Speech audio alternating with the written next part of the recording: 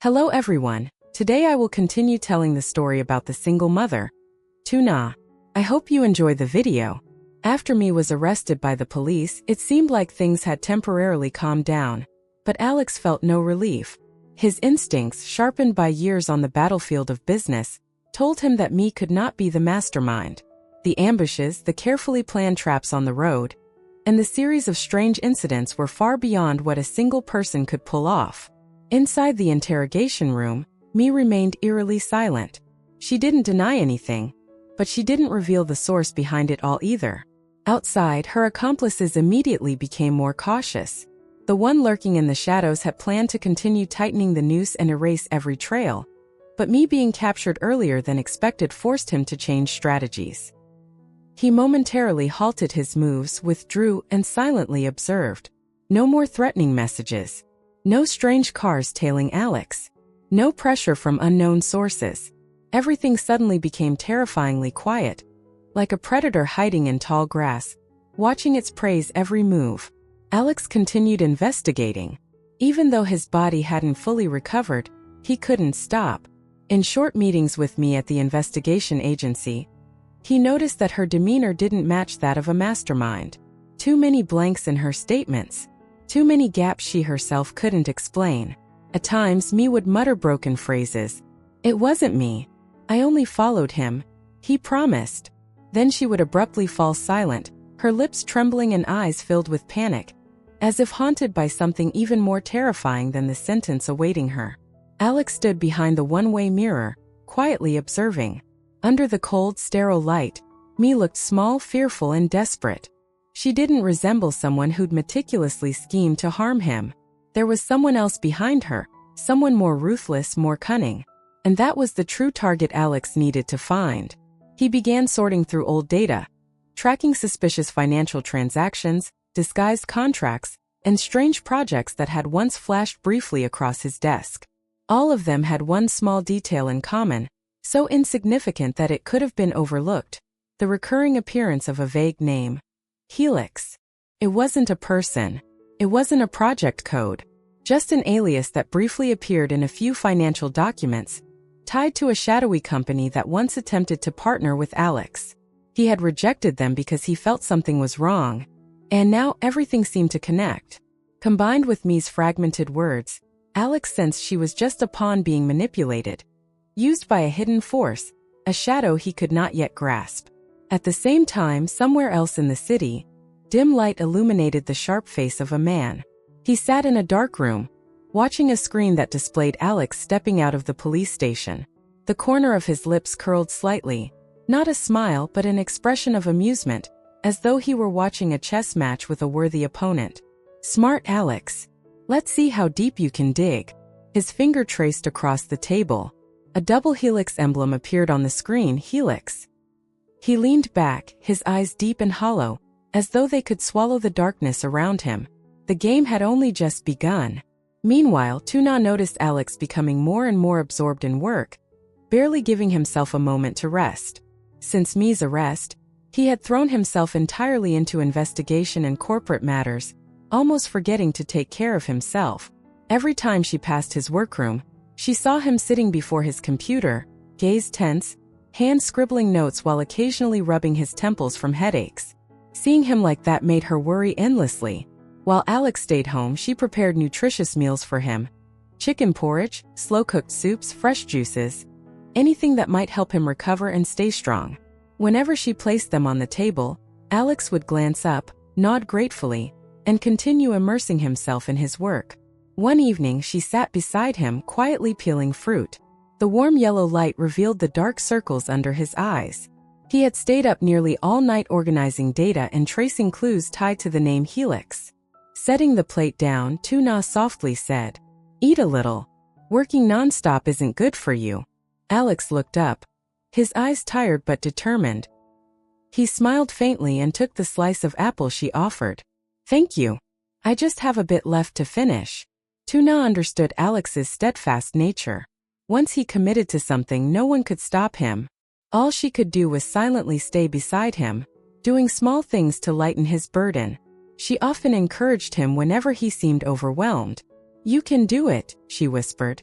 I believe you'll find the one behind all this and solve the company's problems. I'm always here. Alex looked at her. His gaze softened. Her presence was a silent anchor in his darkness. When he was exhausted, he would lean back, letting her soothe him, massaging his temples, placing warm towels on his forehead. She never complained about how much time he spent working.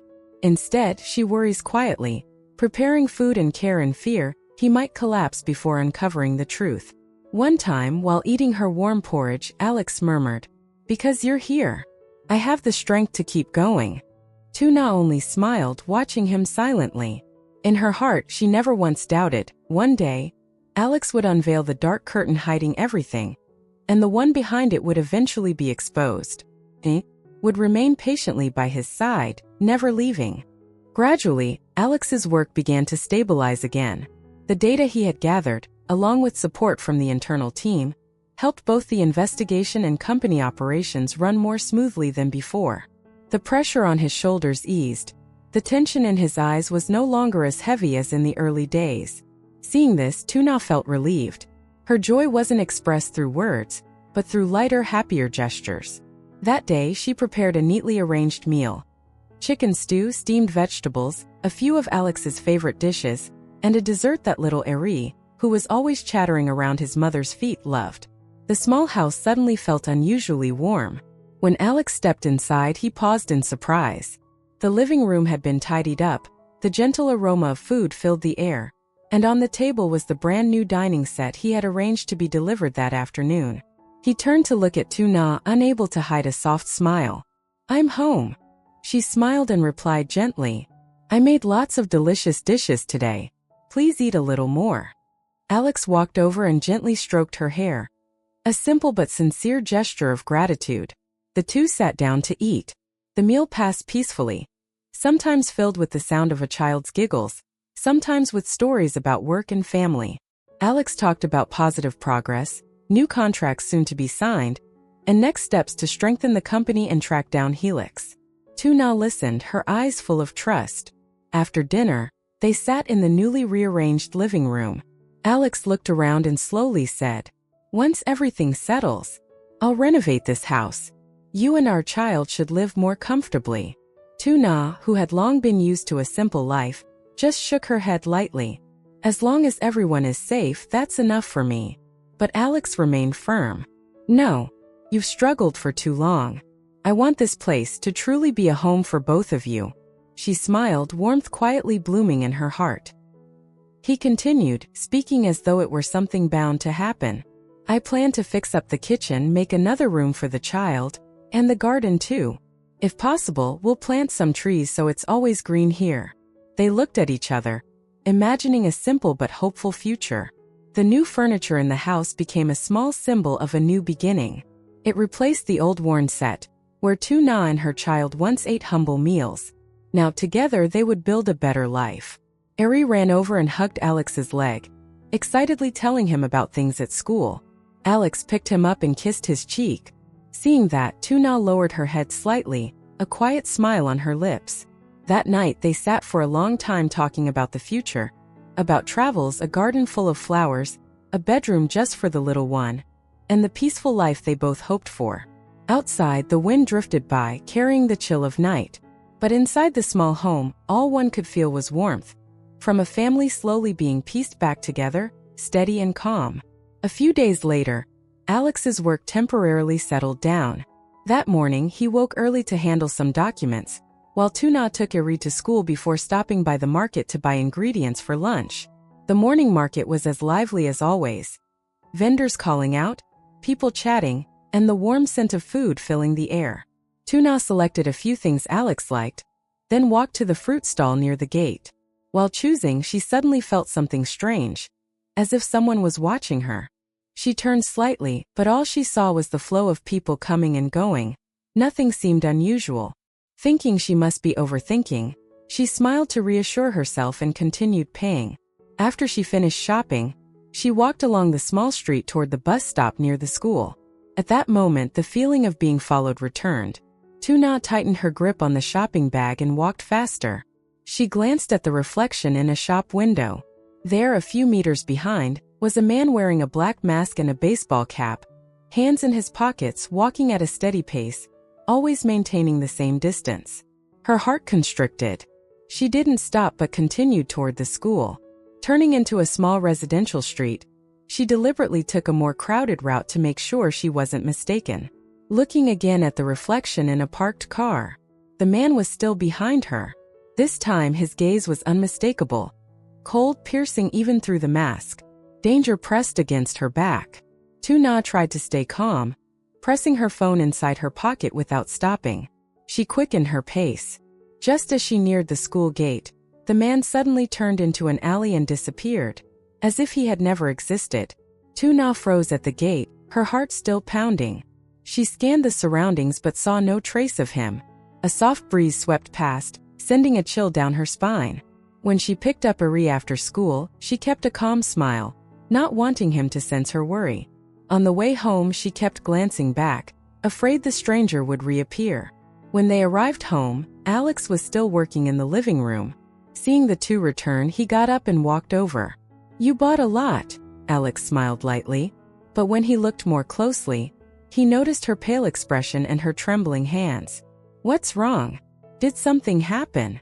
Tuna set the bags on the table, took a deep breath, and told him everything in detail. Alex listened. His once calm face slowly hardened. He asked for specifics: location, time, the appearance of the suspicious man. His voice lowered, becoming colder. "I'll have someone check the area.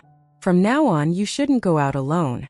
If you need to go somewhere, call me or have the driver go with you." Tuna nodded, still uneasy. She looked at him and softly asked, "Is it the one behind all this starting to watch us?" Alex held her hand, gently but firmly. "Maybe they're testing my reaction. But don't worry. No matter who it is, I'll protect both of you." His words warmed her heart a little, though the uneasiness remained, faint but persistent. Elsewhere in the city, the masked man leaned against a wall, speaking on the phone. His voice was low and rough. "I've seen her," confirmed the target. The voice on the other end said something too faint to hear. The man nodded. "Understood. Just observing, no action yet." He hung up, turned away, and walked into the busy street, like a shadow no one could really see. At the same time, Alex stared out the window, eyes deep and heavy. He knew the peace that had just begun to return might soon be shattered once again. The next morning, when Alex opened the door to get the newspaper, he found a white envelope placed neatly on the doorstep. No sender name. No postal mark. It was as if someone had stood right at his door, set it down, then left quickly. Alex froze for a few seconds. The envelope wasn't thick, but there was something rigid inside. He picked it up, eyes turning sharp. Inside, he quietly closed the door, making sure Tuna and Ari were still in the kitchen. He didn't want to worry them. Alex tore the envelope open. Inside was a photograph. It was of Tuna. She was standing at the market, holding a bag of vegetables, her head slightly tilted as if waiting for her change. The photo captured a very candid moment, taken from far away, but clearly showing she was alone. Just below it was a small piece of paper, hurriedly written with only one line. "We are always watching her." No signature. No additional information. Only a few words. Yet they sent a chill running down Alex's spine. They weren't just watching him. They were watching the one he loved most. Alex clenched the photo so tightly that its corners crumpled. A surge of fury rose within him, but he instantly repressed it. He could not lose control. That was exactly what the opponent wanted. He took the photo into his study. The moment the door closed, his expression shifted. Calm, cold, like a predator tracking the scent of another predator. He picked up his phone and called his most trusted subordinate. "Someone left this at my gate. Pull all footage from surrounding cameras. I want answers within an hour." His voice was low and firm, leaving no room for negotiation. The response came immediately. "Yes, sir. I'll do it right away." Alex hung up, took a slow breath, then locked the photo inside a safe for now. When he returned to the kitchen, Tuna was washing vegetables. Ari stood beside her, splashing water and laughing. The scene tightened Alex's chest. Just one moment of carelessness and he could lose them. He approached and gently embraced Tuna from behind. She was startled, then smiled. "What's wrong?" Alex rested his chin on her shoulder, voice soft but steady. "Nothing. I just wanted to hold you." Tuna chuckled lightly and continued washing vegetables, not suspecting anything. But Alex knew. It was time to add another layer of protection around them. By midday, Alex received a report. The camera at the front only captured a figure in a coat, hat, and mask. No face. No trace. But what stood out? The envelope had been placed there just 3 minutes before Alex opened the door, meaning the person knew his routine precisely. When he woke up, when he collected the newspaper, when he left for work. He planned it carefully. Alex clenched his phone. Helix had made its move. But this time the target wasn't him. It was Tuna. The calm expression slowly faded from his face, replaced by a chilling resolve. He walked into the living room and called Tuna over. "I need to tell you something." She wiped her hands and sat down, looking at him curiously. Alex paused for a second, then spoke slowly. "Someone is watching you." Tuna froze, eyes widening. Although shocked, she didn't panic, because deep down, she had felt this ever since she was followed the other day. Alex described the envelope, without mentioning the photo to avoid scaring her further. Finally, he took her hand and said, "I won't let them touch you. From today on, you and our child will always have someone accompany you. If you need to go out, call me. Safety first." Tuna looked into his eyes and saw a tension she had never seen before. She nodded slowly. "I trust you." Alex stroked her hair, silently vowing, whoever they were, whatever darkness he had to face, he would protect his family to the very end. Elsewhere, the masked man sat in a car, looking at a freshly taken photo through a telephoto lens. A message appeared on his phone. "Continue. Wait for orders before acting." He smirked, put his phone away, started the engine, and melted into the crowd. The battle had only just begun. That evening, after Alex told her don't go out alone, Tuna tried her best to follow his instructions. But later at night, she suddenly remembered she had forgotten to buy milk for Eri. He was already asleep and Alex was in his study in an online meeting. Thinking the convenience store was only a few hundred meters away, and the neighborhood was always lively, it should be fine. Tuna decided to go quickly and come right back. She left a small note on the table. "I'm going to buy milk. I'll be right back." Night fell over the small alley.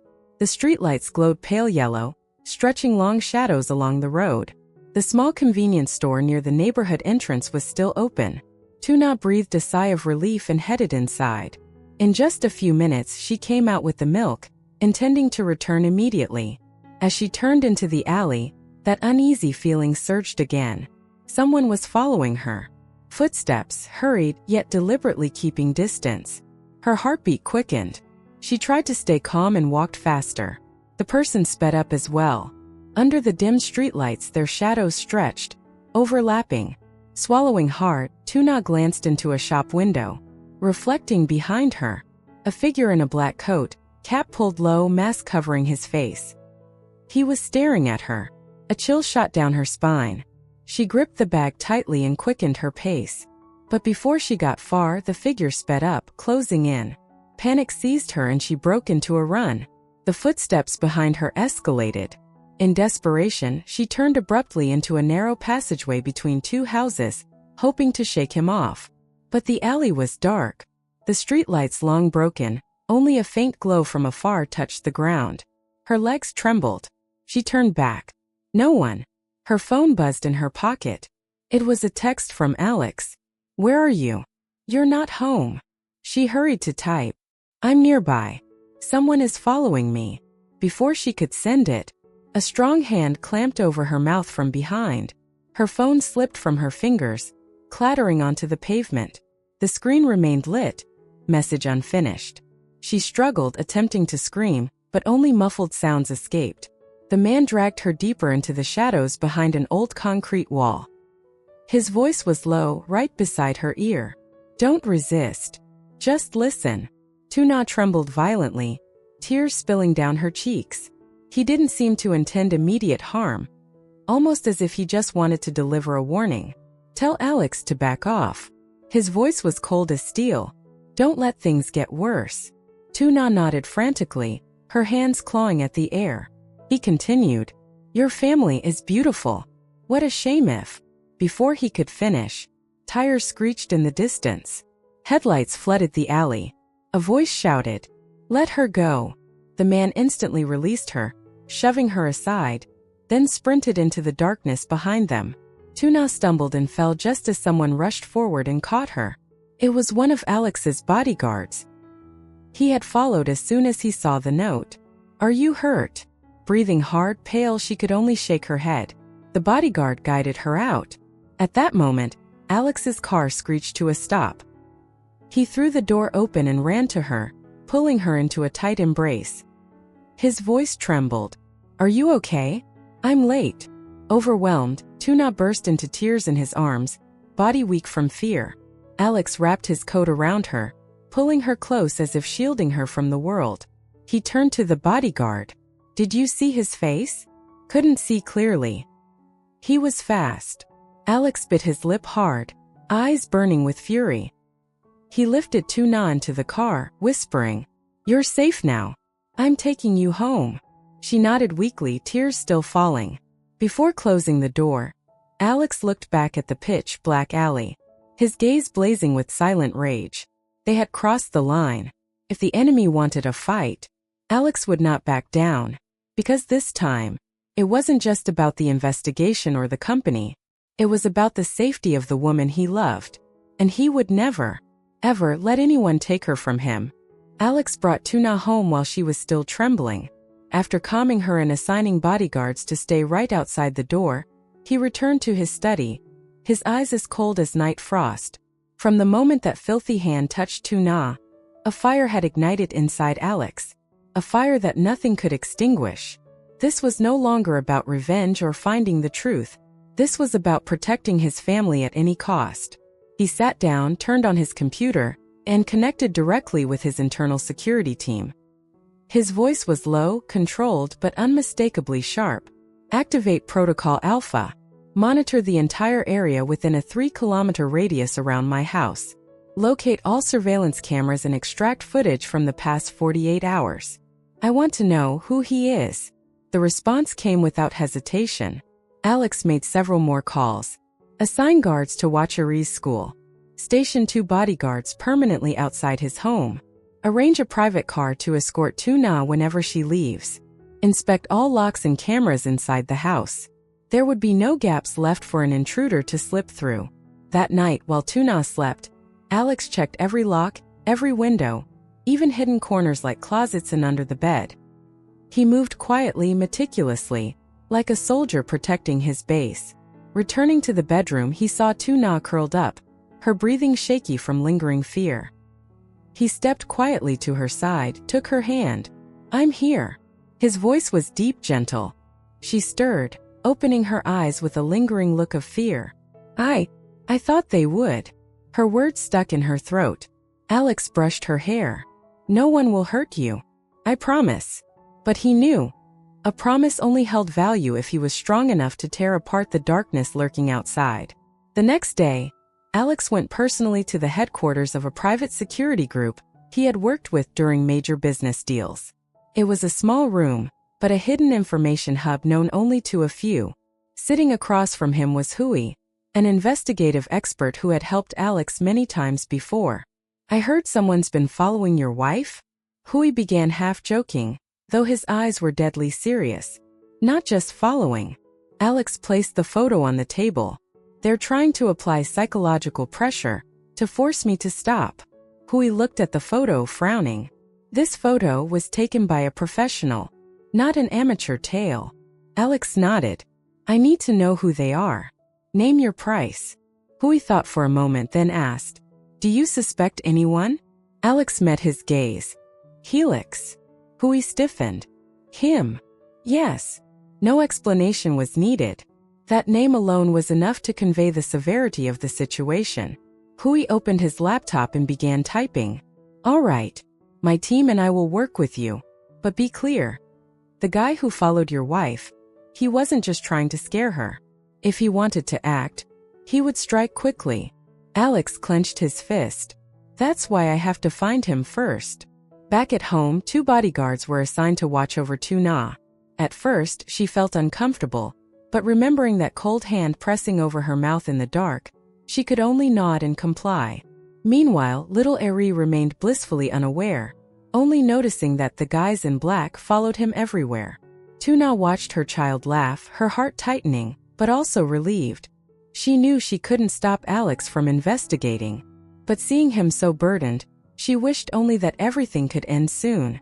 That evening when Alex returned, he brought a stack of documents and a grave expression. "Did you find anything?" Tuna asked, setting a bowl of soup on the table. Alex pulled out a chair and sat beside her. "There are some traces, but not enough to confirm his identity. However," he looked straight into her eyes. "He's still nearby. Very close." Ten acho verde. Alex took her hand, his voice calm but filled with resolve. "I'll find him. Even if I have to turn this entire city upside down. I won't let him lay a hand on you again." Tuna nodded, trying her best to steady her breathing. In her eyes burned unwavering trust in the man before her. As for Alex, he had already made his decision. If Helix wanted to play the game of the hunt, Alex would not just run or defend, he would attack.